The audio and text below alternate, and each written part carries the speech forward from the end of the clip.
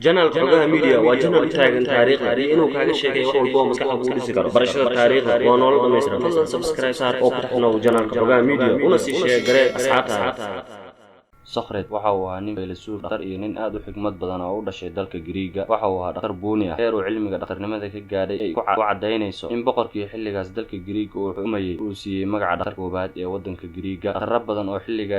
deganaa wadanka Greega ayaa ka xumaaday magaca dhaqtarka koobaad ee la siiyay Socrates waxa ay bilaabeen inay ka hadlaan oo ka hinaasaan ama ka maseeraan magaca la siiyay Socrates dadka ka hinaasay waxa kamid ahaa nin jaarkii ama dariska Socrates ahaa oo deganaa gurigiisa guri ku xiga dhaqtarna ahaa wuxuu u arkay magaca la siiyay Socrates inuu tusaale u yahay sida uu guul dareystay dhaqtarnimada oo cilmiga caafimaadka aan waxba ka aqoon taasi waxa ay sababtay inuu maalin u tago boqorka dalka waxa uu ku yiri maxaa Socrates magaca dhaqtarka koobaad ee wadanka u siisay iyadoo ay dalka joogaan dhaqtar ka khibrad iyo aqoon badan isaga boqorkii baa markaa waxa uu yiri bal Socrates igu yeera markii loogu yeeray ayuu waxa uu yiri boqorkii Socrates ninkan jaarkaaga ama dariskaaga waxa uu sheegay inaadan u qalmin magaca aan ku bixiyay oo ay jiraan dhaqaatiir fara badan oo ka cilmi badan kana aqoon badan oo isaga kamid yahay oo magacan ay u qalmaan Socrates baa waxa uu yiri halka aniga ayaa haayo waxaana siisaa waqti 40 cisho 40kaas cisho aniga waxaan diyaarinayaa sun dhaqtar ah isaguna had diyaarsado sun qatar ah suntaana waxaan ka sameeynayaa daawo aan kaga bogsado sunta uu isaga diyaariyay isaguna ha sameeysto daawo uu kaga bogsado suntaan aniga u sameeynayo marka kadib qof walba ha caba sunta midba midka kale u soo sameeyay kadibna ha ka dabacba daawada uu midba soo diyaariyay midka ayaga aan dhiman waa qofka u qalmay inuu noqdo dhaqtarka koobaad ee wadanka boqorkii ayaa fikirkii ka helay oo yiri dabadeedna ku dhaqaaqa Socrates markii uu gurigiisa tagay waxa uu yeeray laba nin oo aad u xoog waaweyn waxa uu siiyay lacag waxa uu ku yiri digsiyadan waaweyn ee aan biyaha ka buuxiyay waa inaad ku tuntaan qoryo habeen kasta muddo 40 cisho waana ay sameeyeen sidii la faray ninkii jaarka ama dariska Socrates ahaa muddo 40 cisho ayuu maqlayay dhawaqa waxa waaweyn ee habeen walba la tumaayo ama la garaacayo aad ayuuna u baqay waxa uu moodi jiray dhirta habeen walba la tumaayo in laga sameeyo suntii isaga lagu dili lahaa markii 40kii cisho dhamaatay ayuu Socrates u yimid boqorkii isaga oo sida suntii uu u diyaariyay dhaqtarka kale iyo dawadii uu kaga bogsan lahaa sunta uu soo sameeyay dhaqtarka kale ninkii kalena isna isagoo in la eegsida ayuu yimid Socrates baa bilaabay waxa uu cabay suntii ninkii jaarkiisa ahaa uu soo sameeyay kadibna waxa uu ka dabacbay dawadii uu soo sameystay dhaqtarkii kale ayaa isna cabay suntii Socrates uu soo sameeyay kadibna waxa uu cabay dawadii uu isaga soo sameystay markuu sidaa u cabayba ayuu dhulka ku dhacay dhaqtarkii kale waa uu dhintay